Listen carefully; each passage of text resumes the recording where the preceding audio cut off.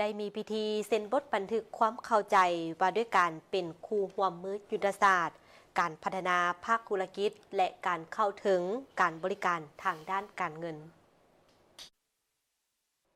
ในตอนบ่ายของวันที่ 19 พฤศจิกายน 2025 ที่สภาการค้าและอุตสาหกรรมแห่งชาติลาวได้จัดพิธีเซ็นบทบันทึกความเข้าใจ MOU ระหว่างสภาการค้าและอุตสาหกรรมแห่งชาติลาวและธนาคารส่งเสริมกสิกรรมจำกัด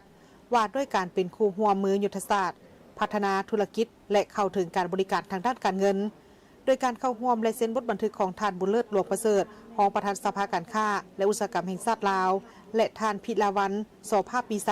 ผู้อำนวยการธนาคารส่งเสริมกสิกรรมจำกัดพร้อมด้วยผู้ต่างหน้าจากกรมที่เกี่ยวข้องของภาครัฐสมาคมธุรกิจบริษัทที่เป็นสมาชิกและพนักงานของทั้งสองฝ่ายเข้าร่วม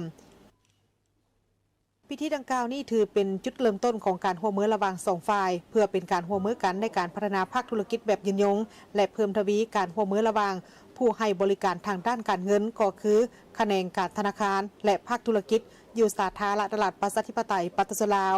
ภายใต้การร่วมมือกันในครั้งนี้ทั้งสองฝ่ายได้มีความมุ่งหวังที่จะพัฒนาขยายนำเอาผลิตภัณฑ์และการบริการทางด้านการเงินของธนาคารส่งเสริมกสิกรรมจำกัดให้เข้าถึงภาคธุรกิจก็คือบรรดาสมาชิกของสภาการค้าและอุตสาหกรรมแห่งชาติลาวรวมทั้งสมาชิกของบรรดาสมาคมธุรกิจต่างๆโดยเฉพาะก็เป็นการพัฒนาขยายนำเอาแหล่งทุนของรัฐบาลให้เข้าถึงแก่ภาคธุรกิจซึ่งมีจุดสูงก็คือบรรดาจุลวิสาหกิจขนาดน้อยและกลางหรือ MSMEอยู่ใน3แขนงการที่เป็นบุริมสิทธิ์ต้นต่อก็คือแขนงกสิกรรมแขนงอุตสาหกรรมปรุงแต่งและหัตถกรรมแขนงบริการการท่องเที่ยวและการค้านอกจากการพัฒนาขยายการจะตั้งปฏิบัติการสนองทุนดังกล่าวนี้แล้วก็ยังมีหลากหลายบริการทางด้านการเงินของธนาคารส่งเสริมกสิกรรมจำกัด